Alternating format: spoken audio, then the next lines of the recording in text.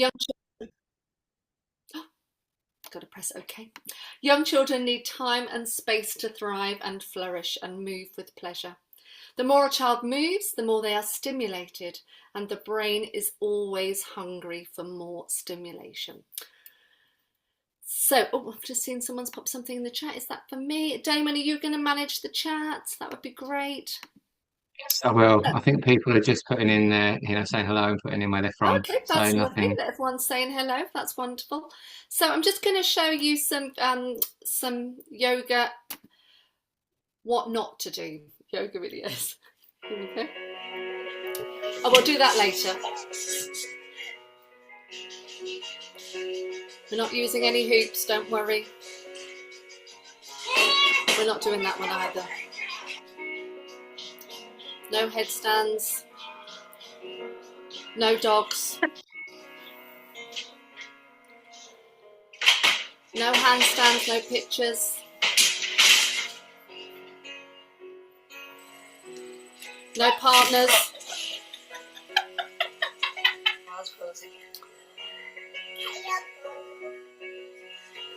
No little children standing on your feet.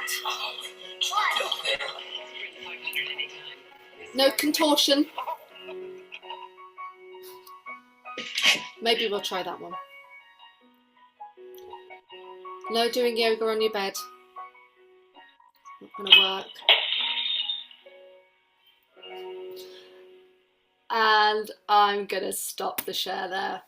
So, just a quick recap. When we're doing yoga, we need to make sure we're comfortable, that we have a safe space, that it doesn't cause any injuries for either us or those children that we're working with. So just be conscious of your space. Are there any of you that already deliver yoga or holistic practices within your settings? Oh, Emma, I love your message. Victoria's a thumbs up. Anyone else? No, we do a bit of yoga, but not regular. Not regular, just a little bit. Okay. Yeah. Lovely. Anybody else got some thumbs up, some thumbs going up? Yeah, yoga videos, cosmic yoga. I think that's the biggest platform out there for yoga. Yep, with mixed success. Lovely. Sporadically. Well done for spelling that on a Monday night. Impressed with that. Okay. Session with the car wash. Okay, we are going to be doing the car wash later because it is a holistic practice. So don't tell anyone anything. Don't give anything away.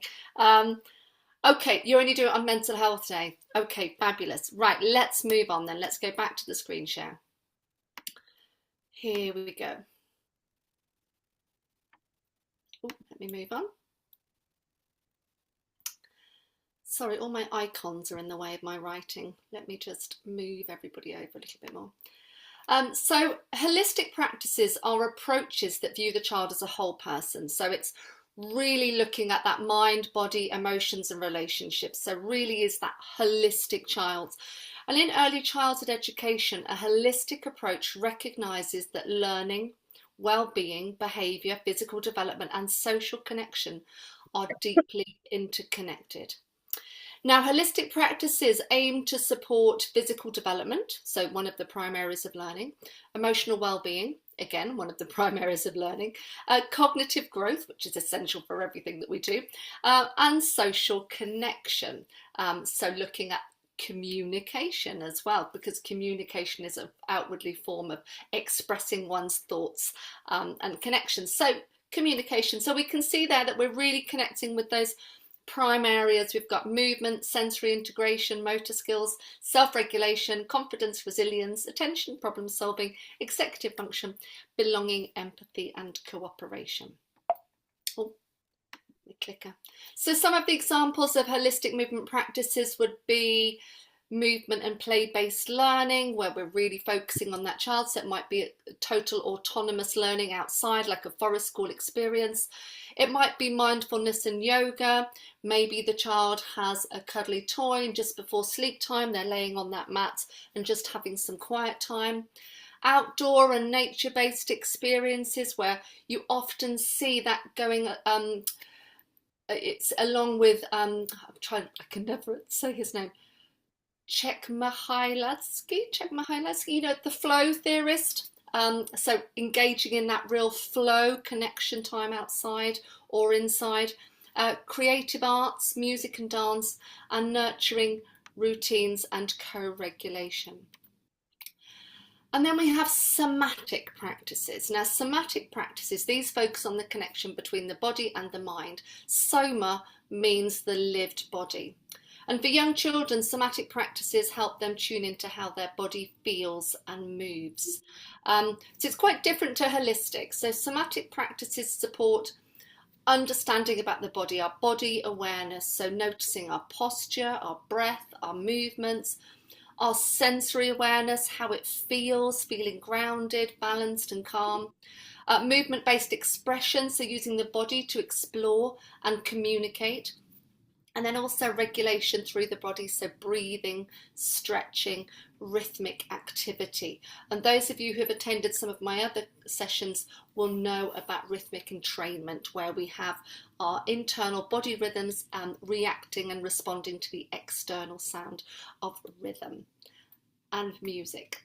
So somatic movement practices could be something like yoga and mindful movement, breathing exercises, guided relaxation or stillness, movement play that encourages balance, coordination and proprioception, which is our internal GPS system, simple body scans, you know, what can we feel in our feet, our hands, so getting children to have those provocations for children about really understanding the feelings of their body, as this leads towards development of their interoceptive system, their internal system.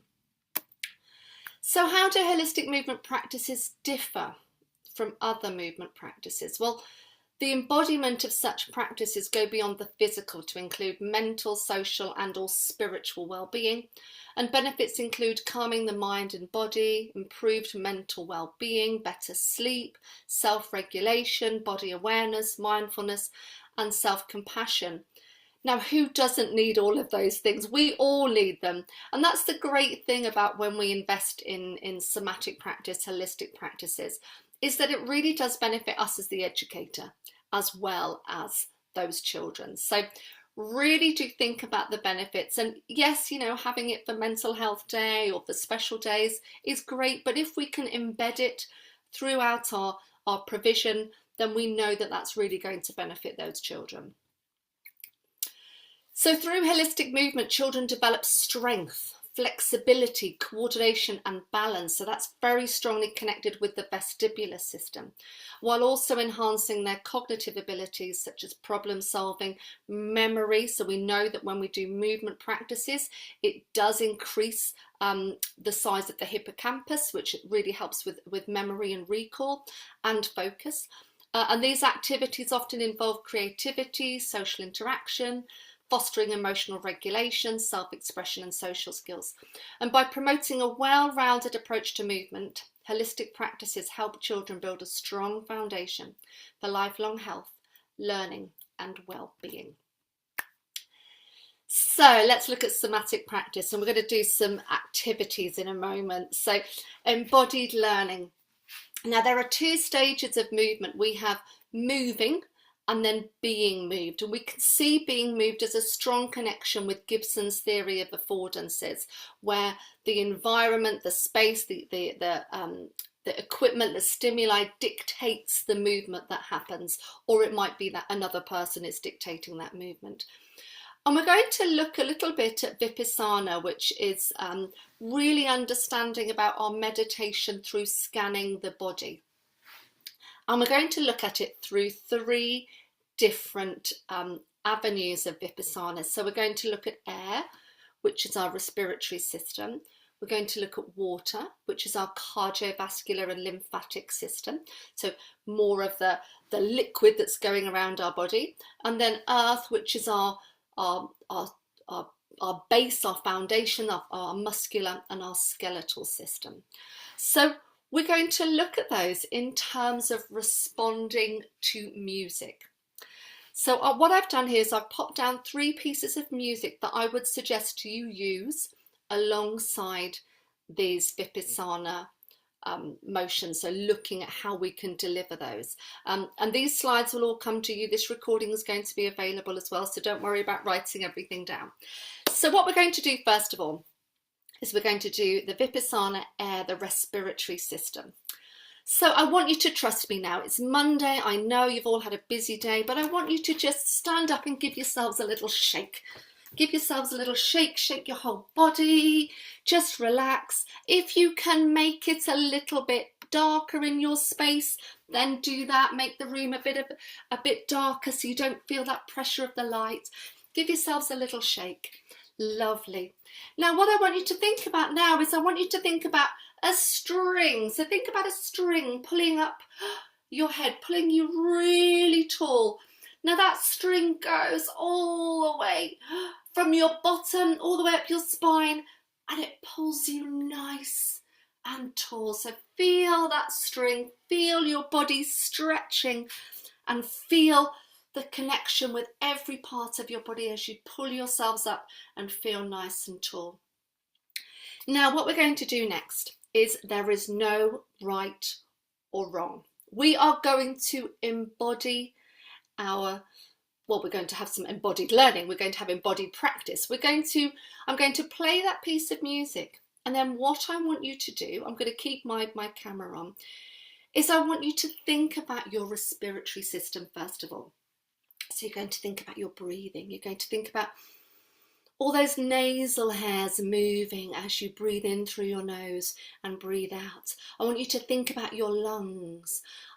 Want you to think about all of the oxygen being pumped around your body.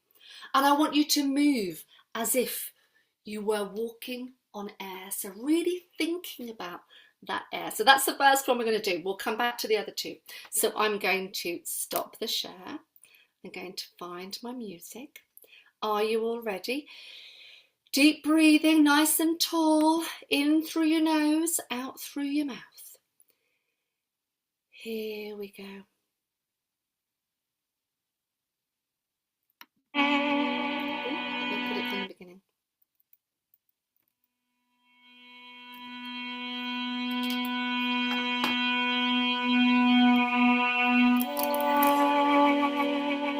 Okay, so let's start off with our breath.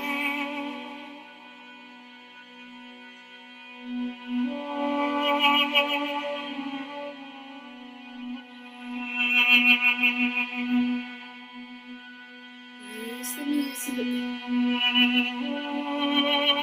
connect with your breathing.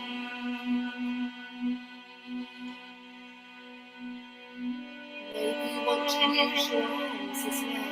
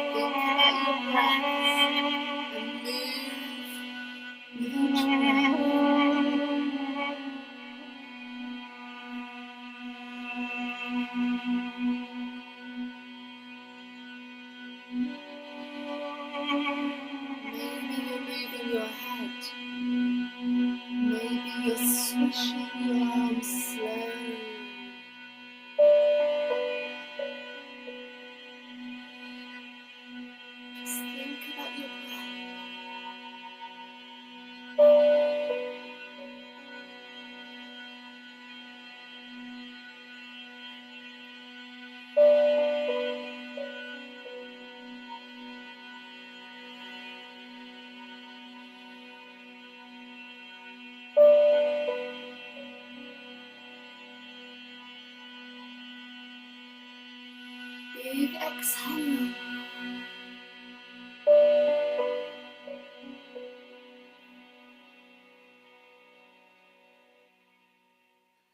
And stop. Let me put the glasses on. How was that, everybody? Was it just me? Because I had my eyes closed. I didn't know if it was just me. Maybe Damon was joining in. Anybody else? Did you feel it? Did you connect? Felt good, didn't it? Felt really good. I was exhaling all of my stress. Okay, let's move to the next one. So let's have a look and see what we've got next. So we've looked at the Visipana. For air, we're now going to look at water. So this is our cardiovascular and lymphatic system, because we're going to be thinking about our hearts, we're going to be thinking about our blood, and we're going to think about everything moving all around our bodies. So it's slightly different music. Are you ready? Stand up tall.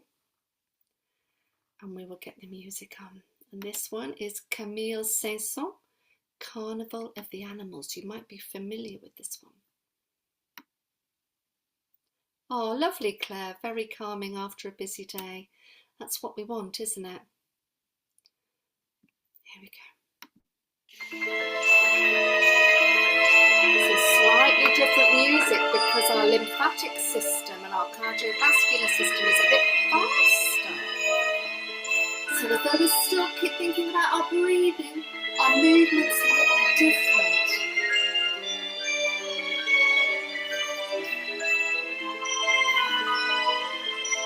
Think about those ripples. Remember, there's no right or wrong.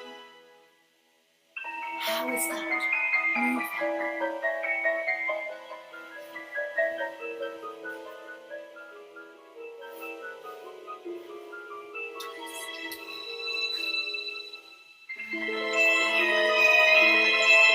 Don't forget your breathing.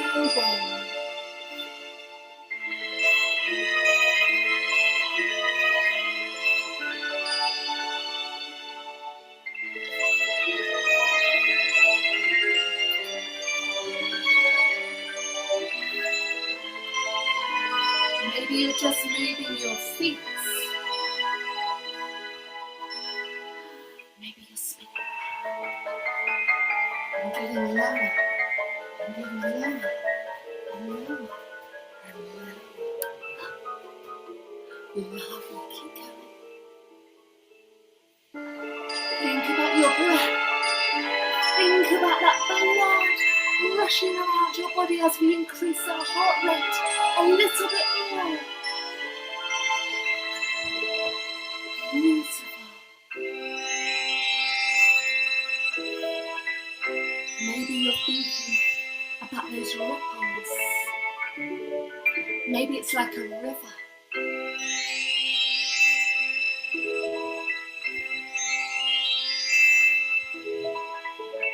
Maybe it's just your toes and your legs. Maybe it's little tippy toes. Tippy toes, tippy toes, tippy toes, tippy toes. Lovely. So that was our cardiovascular and lymphatic system. How was that?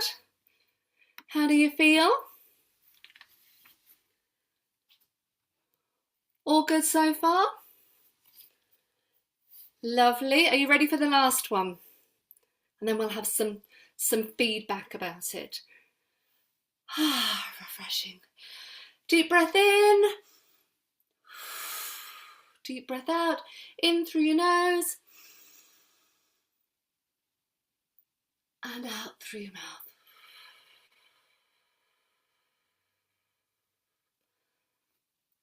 That was gun, Janice. I really hope you mean fun. Let's have a look. Let's do the next one. Here we go. So the last one, everybody, is Earth. This is our muscular and skeletal system. Now this one's very different music. So we're just going to embrace it. We're going to embrace our body, its strength, its composition, the power. Thank you. I did know what you mean, Janice. Well done. So let's go for it. Are you ready? Everybody up. Give your body a shake. Here we go. I'm going to definitely have to take my glasses off for this one. So we're looking at somatic practices. Here we go. So feel your body, feel the muscles, feel the joints, feel the bones. Maybe it's just your foot tapping, maybe it's your shoulders.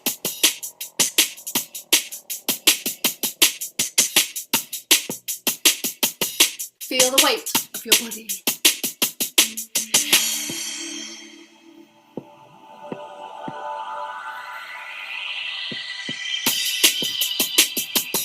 Maybe it's jumping. Maybe it's arms.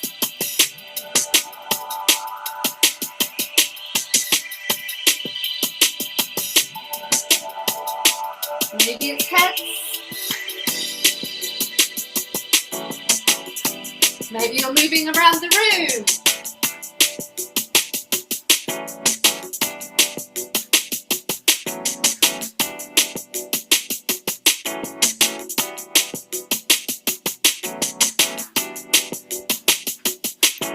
Maybe you're moving your hips from side to side.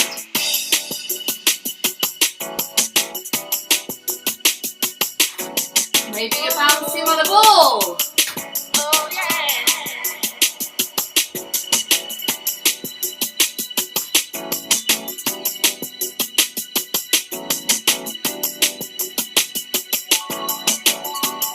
Maybe you're just using your hands. Maybe your knees are bending.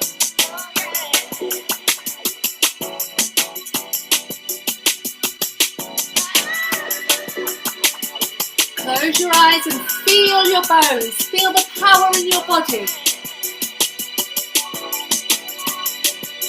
Feel those muscles.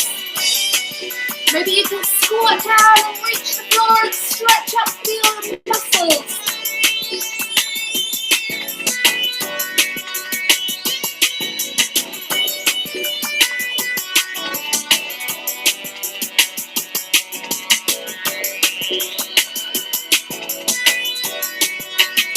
And deep breath out.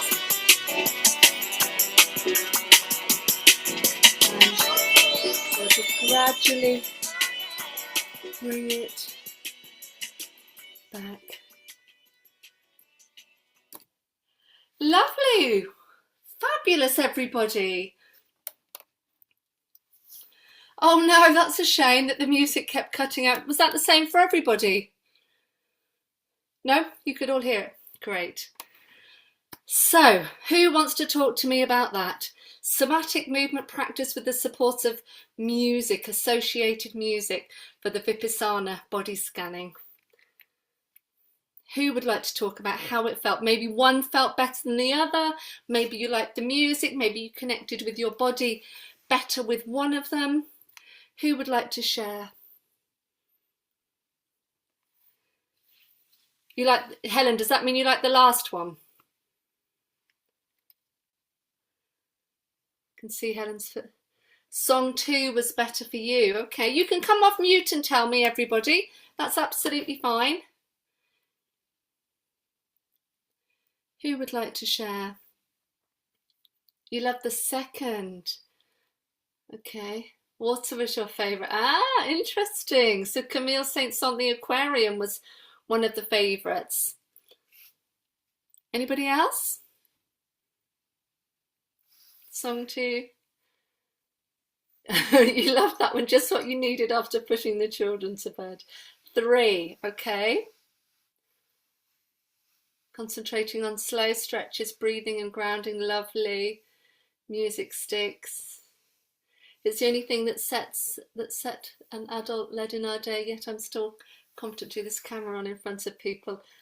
Love that you have this confidence, Helen. I know, probably should at my age be a bit more sensible. I'm hoping it will kick in one day. Third one felt happy and chilled, lovely. First one was calming, but loved the beat of the last one. Feel like 2 would help burn energy and regain focus. Second was my favourite, interesting. You loved the first one. And now tell me about your body.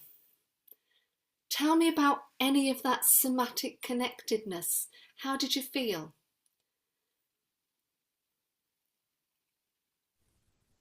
Lovely. Great. Hi. Yes, Karen. Hi. Yeah. Hi. Just going to say, yeah, as soon as the music comes on, you straight away, your body seems to know Sorry, Bud, you're what breaking up, movements to Connie. Let me do. put you back on a Because, normal phone. 1 minute. Oh, hello, Paula. Sorry, are you there? oh, hello. Hello? Hi, can you hear me? I'm not sure who's talking. Is it you, Karen? Are you trying to talk? Yeah. Okay. Yeah. Yep. Fire away. I was just going to say, as soon as the music's on, your body just instinctively knows what movements to do because it just follows the rhythm and your brain just kind of it takes over. So it kind of tells your body how to move and how to feel. That's great to hear, Karen, but not everybody has that. Not everybody has that ability to let go to hear that. So amazing that you have that. Thank you for sharing. Paula, I think you were going to say something. No, I think Paula was just not on mute. Oh, And okay. just talking. Sorry, Paul, I didn't want to put you under the pressure there. Lucy said, you feel that your body is now energized and relaxed all at the same time. Isn't that amazing? It really is a mood changer, no matter what the song. Fabulous. Yes, it's going to be it's on the slides, so you'll see it on the slide. It fills your mind, so you concentrate on the beat and not your thoughts. It's great, absolutely. And think about those provocations that I was using, helping you to bring you back to your body at times. Lovely. Any other comments or questions that anybody would like to share? Someone said about could they have the names of the music that you played? Yep, it's on the slides. Yeah, it's on the slide. Anybody else? Any other reflections or questions? No? Lovely. Well, we will move on then. And thank you, everybody, for engaging in that, because I know on Zoom sometimes it can be a bit hit or miss. So thank you very much. You'll see here that the names of the music are here. So that was Ludovico Einaudi, Yerevan, Carnival at the Animals, The Aquarium by Camille Saint-Saëns, Tripping on Broken Beats by Omni Trio, a bit of drum and bass to finish. So just going to give you some of the latest data. If you've been on some of my training courses, you might have seen it before.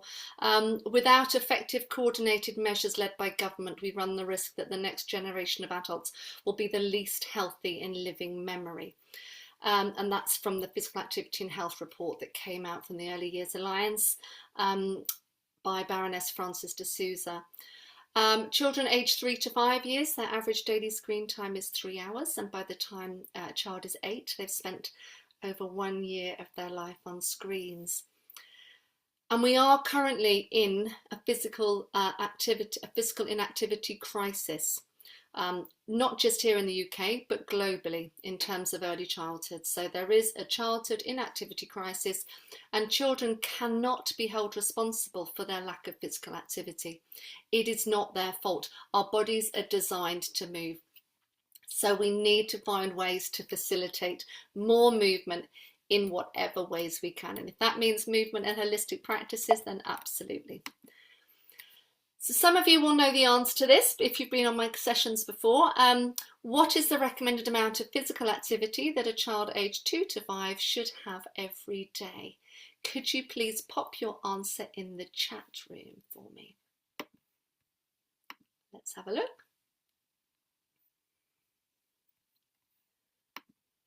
There's lots of answers coming in. Let's have a look. I think we've got mainly 180. We've got some 90, some 60, 180, 60. I've got the answer 3, but I think that was to something else. Unless it was 3 hours. Probably 3 hours. 60. Lovely. Thank you, everybody, for giving me your answers. So Drum roll. The answer is 3 hours, 180 minutes. And that's the minimum amount of physical activity that children aged 2 to 5 should be getting every day. And that doesn't just mean Monday to Friday, that also means Saturdays and Sundays. And for those children who are confident walkers, within that 180 minutes, 60 minutes of that needs to be something called MVPA, which is moderate to vigorous physical activity, where we're really starting to see that cardiovascular input, their heart rate increasing. So lots and lots of heavy movement. So with that in mind, for those of you that didn't know, any thoughts, any reflections, any comments? And for those of you that did know, what have you done about it? Have you implemented any changes into your practice or your provision as a result? Any comments or any questions?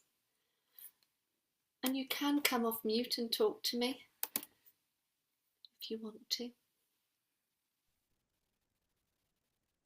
Take We children. go out. Sorry. We go outside for about an hour and a half, and then that's usually a park or something. So we walk to the park, which takes us about 20-30 minutes. And then as soon as we get to the park, we say, right, get your running legs going, and then run round the field before they get to the park. And then obviously then we walk back as well. But we try and get lots of physical play in there. And then the children that are walking there, they've been walking since there was 2. So now they're just 3 now. So they're doing really well. That's great, and that's David. Yeah. That's wonderful, Janice. I Yeah. love to hear that. Fabulous. And then obviously we do dancing when we're inside. They're always wanting to do dancing. They're always wanting music and nursery rhymes on to run round. Great. Well, you've got some new songs for your dancing now. Yeah, very nice. Lovely. I've got some other comment. Daily mile, outdoors as much as possible. You have a fab outdoor area. A lot of time outside. How to increase the intensity? Absolutely, we do. Sometimes we need to find out, because you'll see that some children just don't like having that cardiovascular. They don't like the feeling of their heart rate increasing. They don't, because it makes your chest feel quite tight. So we might need to have conversations about how that is about being strong. You know, when we think about superheroes with their six-pack and their biceps, actually our heart is a muscle and we need that to be super strong. You do a dance day, lovely songs are picked by the children, wonderful. Some lovely ideas there. You go out every day singing and dancing, wonderful. So that's great. I can hear some lovely ideas, some lovely provocations of movement, some lovely activities. So please continue doing such great work. Obstacle courses inside and out, wonderful. Very fortunate to have a great outside area. Very lovely to hear. Thank you, everybody. Let's move on. So I'll just share some of the evidence from the literature review. So Education Endowment Foundation shows that on average, young children who take part in physical development interventions, that's where we really prioritise PD over expensive time, can make around 5 additional months progress in cognitive outcomes. So that's more sort of academic style learning. So that's incredible when we focus on physical development, that actually it has that impact. And we know that when we increase the diversity of children's daily physical activities, not only the amount, so this is where somatic practice and holistic practice and yoga comes in as well. It's an important aim for lifelong physical activity participation. And then this last piece of research showed that children who moved more throughout very early childhood presented higher neurodevelopment scores at 4 years old. So the earlier they move, the better. So having those opportunities for infants to move around and roll around without being in restrained devices is vital. Let me move on. And this is the specific to yoga and mindfulness practices, the specific literature review. A systematic review of 16 studies on yoga and mindfulness practices with children aged 3 to 5 found that such interventions can support social emotional functioning and self-regulation. Most reported improvements in behavioural self-regulation and executive function, especially when delivered for at least 6 weeks. Research exploring early childhood teachers' perceptions of a preschool yoga program found that educators observed benefits in physical development, self-regulation, socio-emotional skills, attention, and reduced stress and anxiety among young children. Teachers also noted that their own buy-in and confidence influenced how effectively yoga practices were sustained in the classroom. So let's address that. The elephant in the room, the buy-in, the educator buy-in. Talk to me about what barriers you think would be in place when it comes to yoga, holistic practices and somatic practices. What impediments, what barriers? We've talked about how when educators have that buy-in, it really does influence the children's engagement and attention for that activity. So what's going to be an impediment to that? One of the barriers. Space. Space is a big one, absolutely. What do we do about space?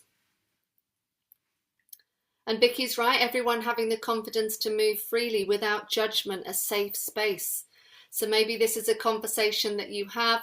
Maybe it becomes a bit of a giggle. I mean, I've been to so many yoga classes where, you know, there's been relative amounts of flatulence happening throughout the classes.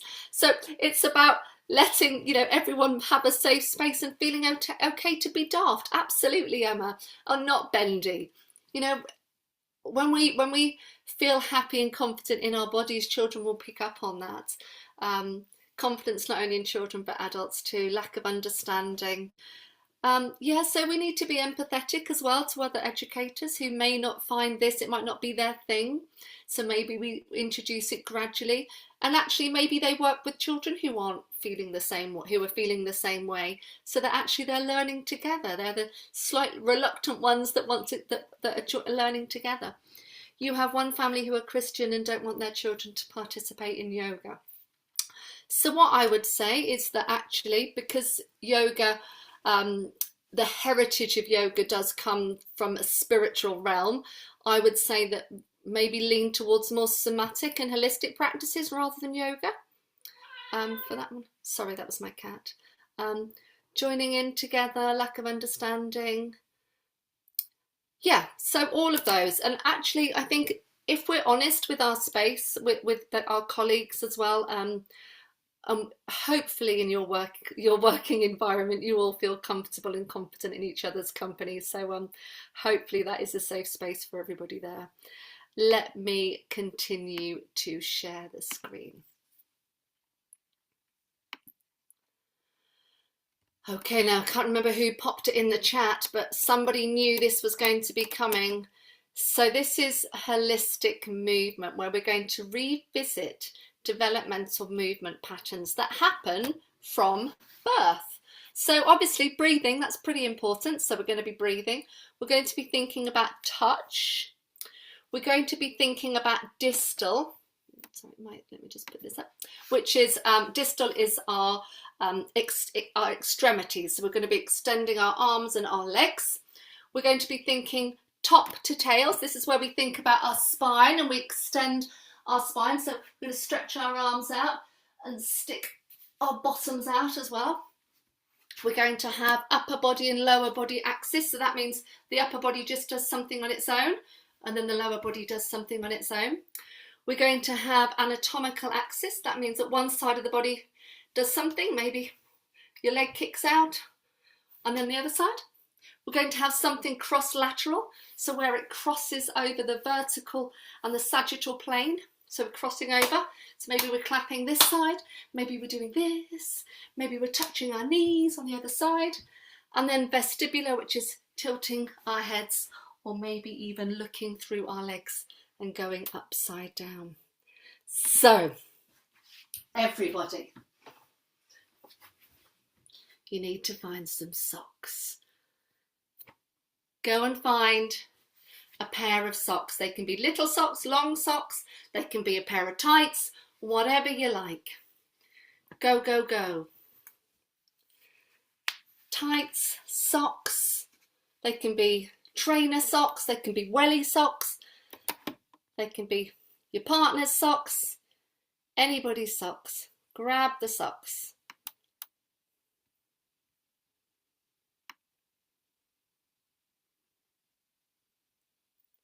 Let's wait for everybody to get their socks.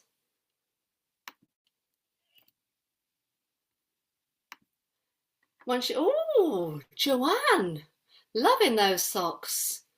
Are they leopard print socks? Very nice. Got seals on mine. Little seals. Lovely. So I'm hoping that everybody with their cameras off has gone to get their socks. I had socks in my pocket. I should get very impressed that you're going out to badminton after this, Hayley. Well done. So stand up, find a space. We are going to wash the car. Are we ready?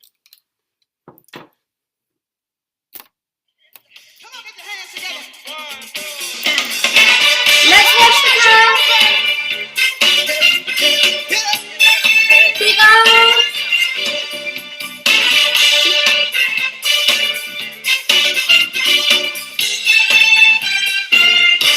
Side to side.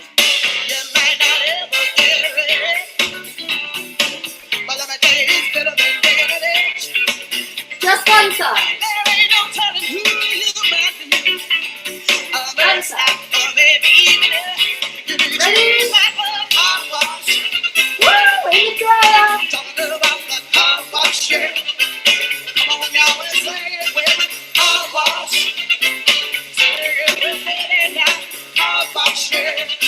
Ready? We're going through our legs.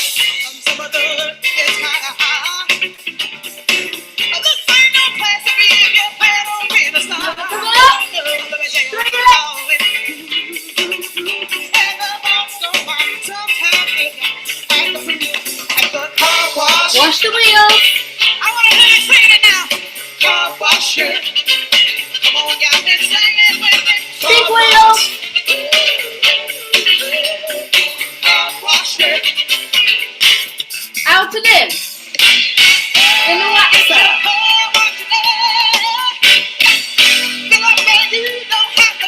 Up and down.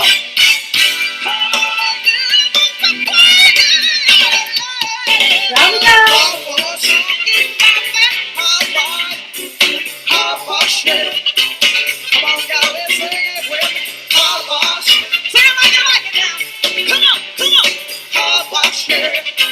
Wash those wheels.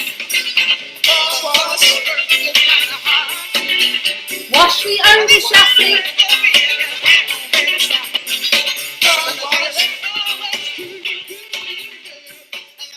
Well done, everybody.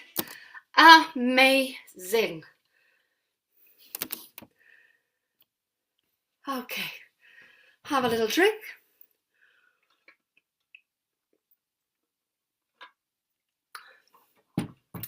And if you haven't done my car wash before, what did you think?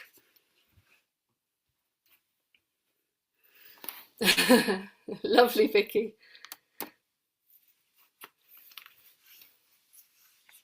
Lovely, yeah, Do Disco, that's great. Hi. I was just going to say, I did this with my childminding children after the Saturday course, Oh, yes. and they all looked at me like I was completely nuts. Did they join in or did they just stare? No, they didn't. I've tried it again since, and then I did a song that I liked, and we've been doing Good Vibrations by the Beach Boys, lying down and kicking our legs and doing it that way. But I will try again because they just looked at me like I was mad. Just continue. They will love it. Children learn through imitation. So just continue. My daughter's just got back from karate while we're mid-flow, and she thinks the same. She's like, "What are you doing? This is a bit of a different webinar, Mum." On Zoom with your socks. Lovely. Yep. Thank you, Claire. But I do love it. It's great. Oh, wonderful. Thank you. Your pom-pom movement time, lovely. Great. That was energetic for me. Lovely. similar with ribbons. What's great though about using socks is that everybody has them. So we're encouraging children to have that transfer of skills in the home learning environment, because they can just dance around at home with their socks and ping them and stretch them. Lots of cross-lateral movements. So yeah, fabulous with socks. And also in our setting, if we're taking shoes and socks off, that means we have bare feet, which is fabulous because we have 7,000 sensory receptors in our feet. So it's really important for having shoes and socks off. Lovely. Any comments or questions about that while I drink some water?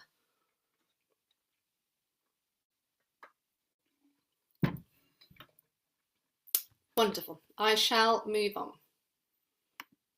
If there's any questions, Damon, let me know. So you'll see that we covered all of those within that simple movement activity. Hopefully we were breathing. Tactile with our socks, distal we were stretching, top to tail we were bending over, upper body and lower body we isolated just our arms and our legs.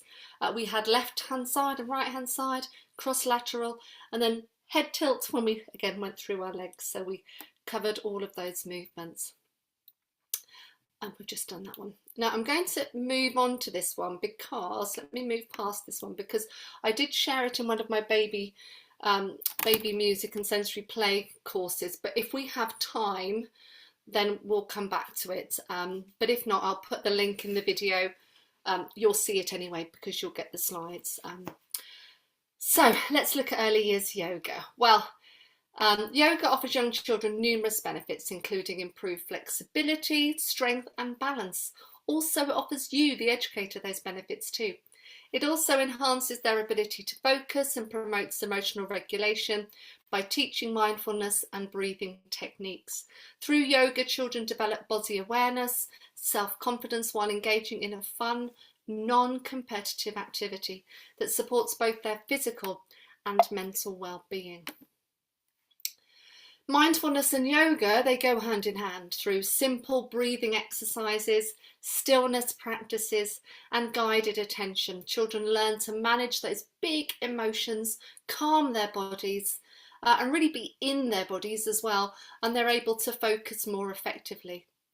Both yoga and mindfulness nurture the development of the sensory system, particularly proprioception, interoceptive and the vestibular systems, which all support emotional regulation and readiness for learning. Excuse me. Together, yoga and mindfulness build children's capacity to slow down. Now, if anybody hasn't ever read Alison Clarke's book on slow pedagogy, please do. It's amazing. And it is all about slowing down. And sometimes, in this time of year when it's really hard to slow down, and we need to really just reflect sometimes and have that time to slow down and to notice and to regulate their emotions. It supports resilience, confidence, and positive mental health. It strengthens physical skills that underpin early movement and classroom participation. It promotes connection, empathy and cooperative learning when practiced in groups, even small groups. And in early childhood, where learning is holistic and embodied, yoga and mindfulness can offer developmentally appropriate approaches that enrich children's physical, cognitive and emotional growth. So let's look at how to start. First thing, preferably find a calm, quiet space for yoga. Ideally, shoes and socks off. Soft flooring is great. This can be in the summer months or in the springtime. It can be done outside on mats or on a grassy surface, if you've checked it for hazards, but something soft. Keeping tall, thinking about that imaginary string. So I would normally start off getting the children to walk around and see how tall they can make themselves. Who's the tallest today? Let me see. Can you be as tall as me? So walking around, keeping nice and tall. Keep it short. Only introduce a few moves at a time. I would start with 1 or 2 and then gradually introduce more. Children will have their favourite ones. They'll have some that they like, that they feel comfortable doing, and others that might feel a little bit uncomfortable. Because Some of them might be more flexible than others. Some of them, just like we see in reception when we get children to cross their legs, there'll be some children who just can't do that. And if you've been on my webinars, you will know we talk about crossing our arms as well, and how difficult that can be to do the other side when we're used to one side. Getting into the position is just as important as holding that posture. So don't rush that process. Let it all be slow and let it all be cathartic. Think about the breath. Use calm music to create a relaxing environment. Ideally, I would say nothing with any lyrics, so just gentle melodic sounds, either classical music or piano music or chill sounds. Where possible, try it outdoors, and then repeat those postures that children are comfortable with at first. Do not introduce something that you think they can't do or that they're going to struggle with. Let them grasp and understand and feel confident in those ones that they can do before we start to introduce the ones that are a little bit more challenging. Simple introductions. So what we can start doing with our younger children is a deep breath in through the nose and either out through the mouth or out through the nose, whichever the children feel comfortable with. But what we can do to start off with is we can think about that breath. We can put our hands on our tummy and breathe in and breathe out. We can have a stretch in the garden. Maybe we can reach up. Can we reach the blossom? Can we go up onto our toes and have a big stretch? Can we have a story where we introduce movement on a rainy day? Maybe it's Jack and the Beanstalk and we're going to practice being the beanstalk. Can you make yourselves really tall? Body mapping is also really important, especially when we're thinking about the interoceptive sense. And body mapping is knowing about our body, knowing where our elbows are, knowing where our knees are, our bottoms are, our backs are. So play games where children can understand where their shoulders are, their chins are, etc. So let them, because in order to get into postures and manipulate our body, we need to know about those parts of our bodies as well. Have a mindful walk to the playground or to a park where you're noticing things. Oh, look at this butterfly. Can you pick up an acorn? How does it feel in your hands? When we're thinking about somatic and holistic practices, really draw on the other sensory systems. Think about touch, think about smell, think about sound. What can we hear? Can we hear birds? Can we hear cars? Can we hear aeroplanes? What can we hear? A co-regulating cuddle and a sway, especially for an infant, holding them and rocking gently. And oops upside your head. If anybody remembers the 80s, this was a game where you all sat with your legs astride in a line and you sang oops upside your head, say oops upside your head, then you went forward and backwards. Now do that, but slowly. So find a different piece of music, maybe something that sounds like the sea, and we stretch over one side and we stretch over the other side and we reach forward to our toes and then we lean backwards. Something along those lines works really well. Okay, any questions on what I've shared so far? Any questions, any comments? No? Okay, let's move on. Are you getting ready for some movement? So here I've got some examples of some quite simple yoga for children moves. So we've got the tree pose. Now the tree pose for adults is bringing our hands together, but for young children, the distal position around the body and the limbs and the proximal stability is quite short. So for young children, it can be quite hard to have their hands up here. So tree pose, we're just going to stretch them up. So we just bring one foot level with the knee and we're just stretching up into this position. And all the others, you can see they're very, very self-explanatory. And you can see, because we're going to be on our knees or on our bottoms, that actually a comfy surface would be best for the delivery of yoga. Ooh, let me do the next one. And then the next ones, we've got upward facing dog, mermaid pose, flower pose, star pose, rainbow pose, lion pose, which they all love, ragdoll pose, which is lovely, dolphin pose, and frog pose. So let's move on, because you're going to come back to those in a minute. So what I would suggest to do is to think of 2 or 3 or 3 or 4 different poses and tell a little story. So for example, my story would be, there was once a little girl that lived in a beautiful palace, and there was a big tree at the bottom of the garden, and the tree was beautiful. It was tall and it was covered in pink blossom. One day the little girl went to the tree and she rested underneath the tree, and this is where we would get into that child pose. So on her knees, stretching out front, into the child pose. So the child was resting by the tree and thinking about all the lovely things that she had in her garden. She was thinking about the frogs, she was thinking about the butterflies, she was thinking about all of the insects. And then all of a sudden there was a sound that came from the pond. It was a frog. So we get into frog pose. I know you can't see me, but I'm in frog pose. Frog pose. And then we'll stay there. And the frog was on the lily pad. And he said, "Good morning, little girl. How are you today?" And the little girl said, "Oh, I'm very happy. I've had a lovely stretch." And then all of a sudden, a butterfly landed on her nose, and then we would get into our butterfly pose, so very similar to the frog pose.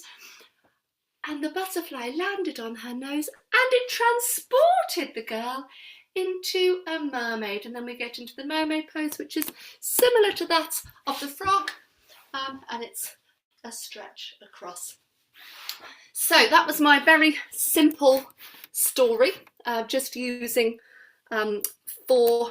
5 of those poses. So what I want you to do in your groups is to just make up, oh, thank you, Damon, for putting Alison's book in there.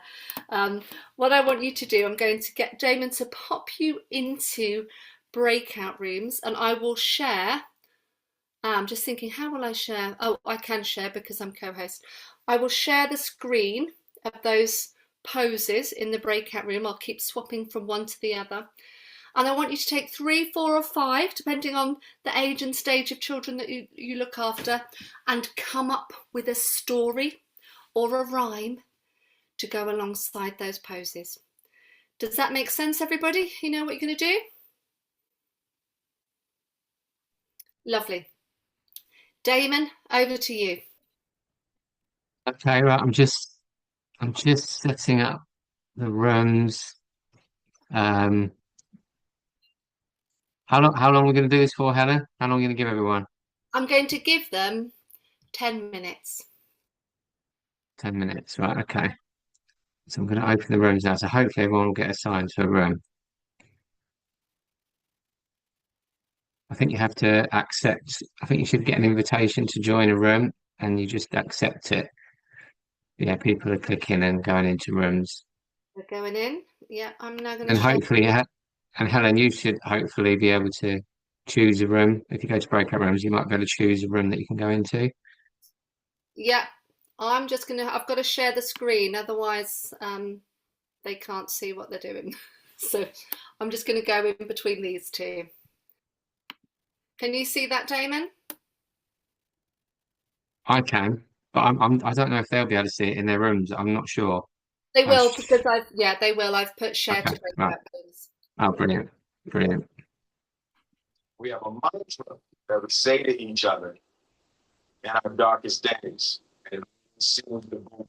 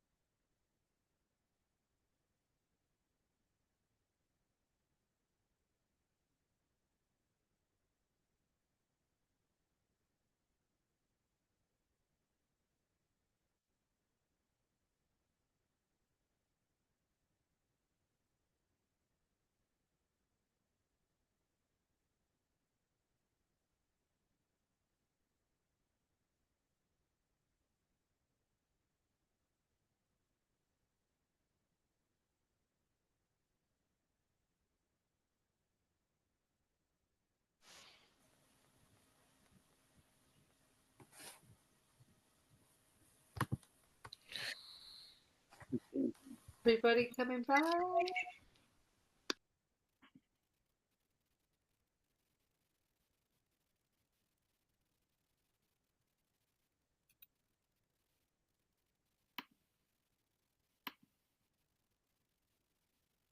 We'll just wait for everybody to join us.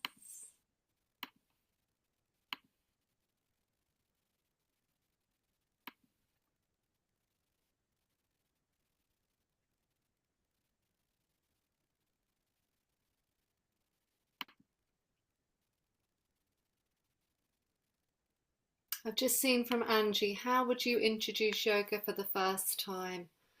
Like I said in the slides, so just change, have a mindfulness time when you're walking to the park, have a big stretch before you go out for dinner, before you have lunch. Just find ways to introduce those little parts of yoga, recognizing the breath, etc., before we introduce them, and then start with one or two. Just say maybe we're going to be the butterfly, or we're going to be the cat, and then let's just hold that cat position, maybe make a meow and be still and have some lovely music or sing a little song for that short duration. But just don't hold those poses for very long to start off with. Just 1, 2, 3, 4 seconds, and then just it's all about the, as I said in one of the intro slides, it's all about that transition. It's not just about holding the pose, it's about getting into that position as well. Yes, Angie, you could learn a pose a week, absolutely. Let me see, is that everybody back? Wonderful. Okay, let me hear, because I couldn't see what was going on. How was it? Did you enjoy it? Is anybody particularly proud of their story that they created that would like to share it? You don't have to do the physical, but you can just talk to us about your story. Some lovely ideas. Great, Linda. Great, Nikki. Anybody else?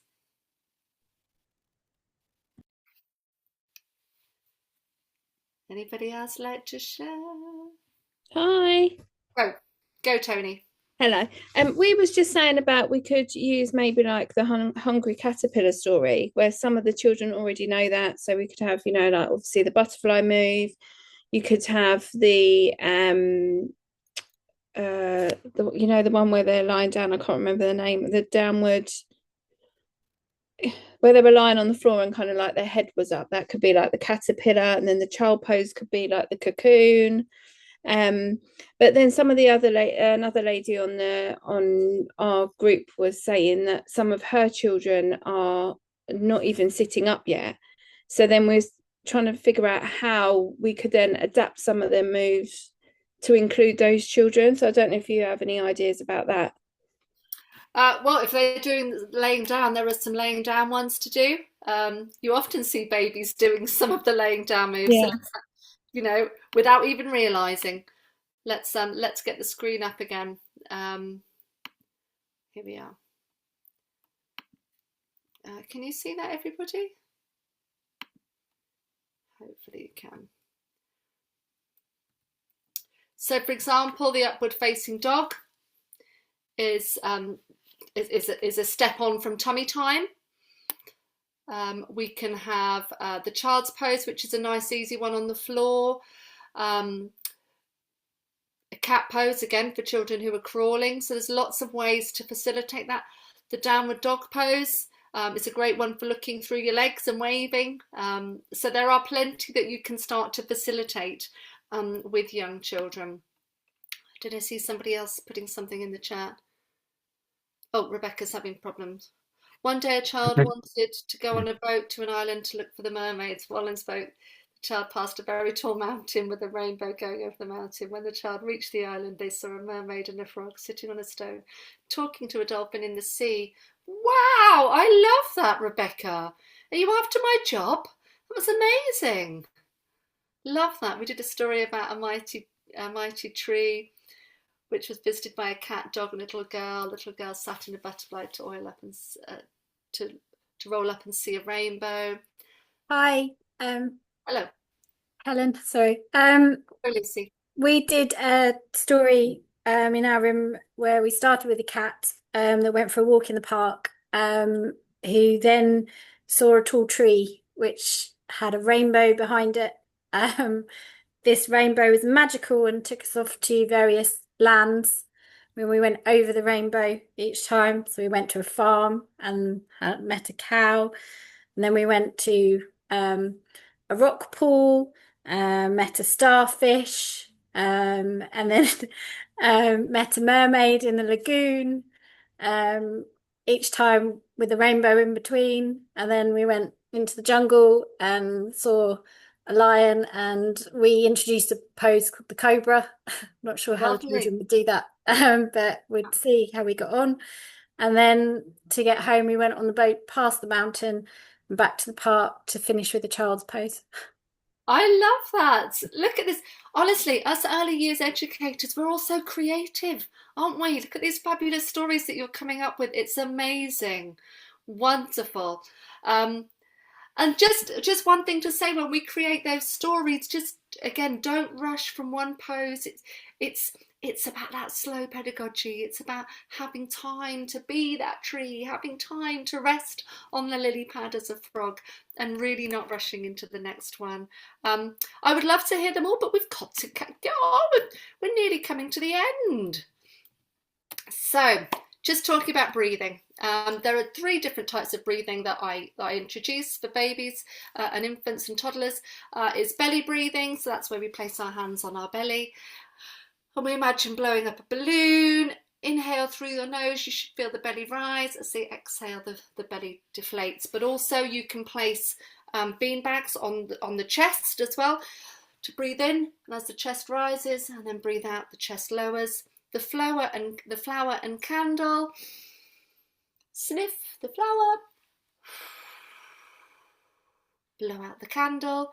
And then teddy bear breathing, a bit similar to the bean bag, where they hold on to the teddy and in and out. And he keeps them focused on those slow breaths. But I would recommend doing it alongside some associated slow music. Really lovely sort of melodic music that doesn't have a fast beat. A lovely slow beat will really help you with that.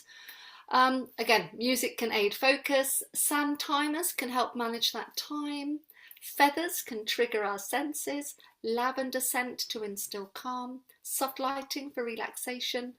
Light shows for relaxation and mindfulness. Maybe you can use torches with the different colours on, or maybe you've got some glow resources that you can use. Further considerations, video tutorials. Now, I did mention there's Cosmic Yoga and various other sort of YouTube videos and suppliers out there. But what I would say is, in early childhood, as many of you know who've attended my sessions, please keep the screen usage to a minimum. Ideally, watch it yourself or have the audio on. Watch it yourself to know what the moves are, and then have the audio so the children are looking at you, not at that screen. Make sure you've got space to move. Educator flexibility. I don't want anybody doing in their backs or their knees or anything, or their hips. So know your own limitations before you start trying to do the cobra. Body mapping, again, know whereabouts your body is. Let children know. We need to have that language and vocabulary in place. Make time as well, rather than once a week or once a year or whenever. Try and make time to do this and integrate it into your day, and really think about that slow pedagogy. And just talking about hands and feet, I've already said that it's best done with shoes and socks off, because it's really important to have time on those hands and on those feet, really thinking about using our bodies as much as possible. Young children need time and space to explore. Rich environments produce rich minds. Now, yoga and holistic practices can give children with visual impairment the opportunity to have physical contact with instruments, sensory equipment, artifacts, spaces and movements. Children with hearing impairments the opportunity to experience sound through vibrations and rhythm through movement. Children who cannot communicate by voice the opportunity to respond to music in different ways or hold those poses such as gestures and dance. And children with restricted mobility the opportunity to move with others and be part of a collaborative process. And children with emotional difficulties the ability to respond to music and use movement as a means of therapeutic expression. And it gives all children an opportunity to develop calming strategies to support their physical well-being. And my last slide is one I end with for all my presentations. As Damon will know, he must know it off by heart. Are you worthy of imitation by Rudolf Steiner? Children copy us and they imitate us. So are you worthy of their imitation? And time for some shameless plugs. So this is my latest resource, which I have created alongside Community Playthings. They sponsored these cards. They're called the Playthings Movement cards, and they are for babies, toddlers and confident walkers, and they're these lovely activities, all of them with, it talks about where, how, why, and in addition. So it talks about the theory as well as the practical of why we're doing these activities. And they're £47, and they come to you in this lovely pack, and they're all wipeable. And this is a scheme of work for those of you who are in a school-based setting or have children in nursery or reception. This is a year of planning that I co-wrote with a colleague of mine. This is called the Physical Activity Adventure Pack. And this is a free music download resource where you can access lots of music that I've used today, as well as other music as well. And if any of you fancy a trip to Birmingham to come and see me at my first ever hosted conference, which is Move More and Play Conference with Ruth Lequie, we're going to be in Birmingham on Friday the 5th of June. Come and join us. It would be lovely to have you there. And here I am on social media. Not sure if I'm going to stay on X, to be honest, probably coming off that very soon. But certainly on Facebook and Instagram, and there's my website. There's lots and lots of free resources on my website. So I will just very quickly go through those QR codes again, just in case you haven't got them. We have the conference.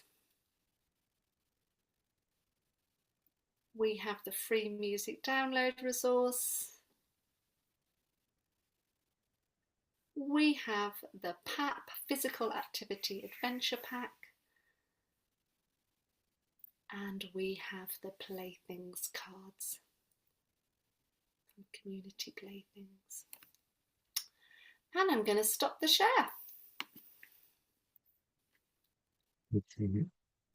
Right, so I'm just gonna stop recording And find out if we have any questions.